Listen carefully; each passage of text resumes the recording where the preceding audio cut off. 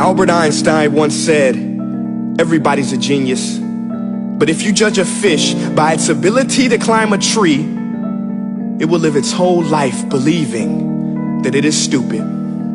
Ladies and gentlemen of the jury, today on trial we have modern day schooling. Glad you could come. Not only does he make fish climb trees, but also makes them climb down and do a 10-mile run. Tell me, school, are you proud of the things you've done?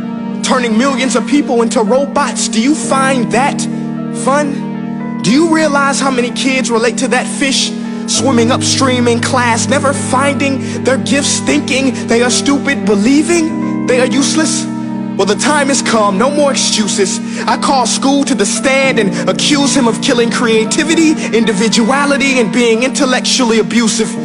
He's an ancient institution that has outlived his usage. So, Your Honor, this concludes my opening statement, and if I may present the evidence of my case, I will prove it.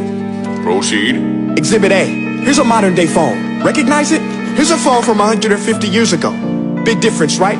Stay with me. Here's a car from today, and here's a car from 150 years ago. Big difference, right? Well, get this. Here's a classroom of today, and here's a class we used 150 years ago. Now ain't that a shame? In literally more than a century, nothing has changed. Yet you claim to prepare students for the future? But with evidence like that, I must ask, do you prepare students for the future or the past? I did a background check on you and let the record show that you were made to train people to work in factories, which explains why you put students in straight rows, nice and neat, tell them sit still, raise your hand if you want to speak, give them a short break to eat, and for 8 hours a day tell them what to think. Oh, and make them compete to get an A letter which determines product quality, hence grade A of meat. I get it. Back then, times were different. We all have a past. I myself am no Gandhi. But today, we don't need to make robot zombies. The world has progressed. And now we need people who think creatively, innovatively, critically, independently, with the ability to connect. See, every scientist will tell you that no two brains are the same. And every parent with 2 or more children will confirm that claim. So please explain why you treat students like cookie cutter frames or snapback hats, giving them this one-size-fits-all crap. Watch your language. Sorry, Your Honor, but if a doctor prescribed the exact same medicine to all of his patients, the results will be tragic. So many people will get sick, yet when it comes to school, this is exactly what happens. This educational malpractice, where one teacher stands in front of 20 kids, each one having different strengths, different needs, different gifts, different dreams, and you teach the same thing the same way? That's horrific. Ladies and gentlemen, the defendant should not be acquitted. This may be one of the worst criminal offenses ever to be committed. And let's mention the way you treat your employees. Objection. Overruled. I want to hear this. It's a shame. I mean, teachers have the most important job on the planet, yet they're underpaid? No wonder so many students are short-changed. Let's be honest, teachers should earn just as much as doctors, because a doctor can do heart surgery and save the life of a kid, but a great teacher can reach the heart of that kid and allow him to truly live.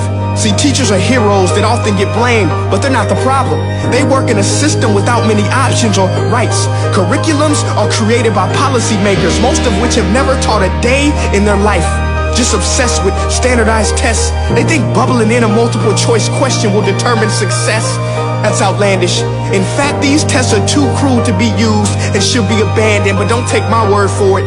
Take Frederick J. Kelly, the man who invented standardized testing, who said, and I quote, "These tests are too cruel to be used and should be abandoned." Ladies and gentlemen of the jury, if we continue down this road, the results will be lethal. I don't have much faith in school, but I do have faith in people. And if we can customize healthcare, cars, and Facebook pages, then it is our duty to do the same for education, to upgrade it, change it, do away with school spirit, because that's useless. Unless we're working to bring the spirit out of each and every student, that should be our task. No more Common Core. Instead, let's reach the core of every heart in every class. Sure, math is important, but no more than art or dance. Let's give every gift an equal chance. I know this sounds like a dream, but countries like Finland are doing impressive things. They have shorter school days, teachers make a decent wage, homework is non-existent, and they focus on collaboration instead of competition. But here's the kicker, boys and girls. Their educational system outperforms every other country in the world. Other places like Singapore are succeeding rapidly. Schools like Montessori, programs like Khan Academy, there is no single solution. But let's get moving, because while students may be 20% of our population, they are 100% of our future. So let's attend to their dreams, and there's no telling what we can achieve.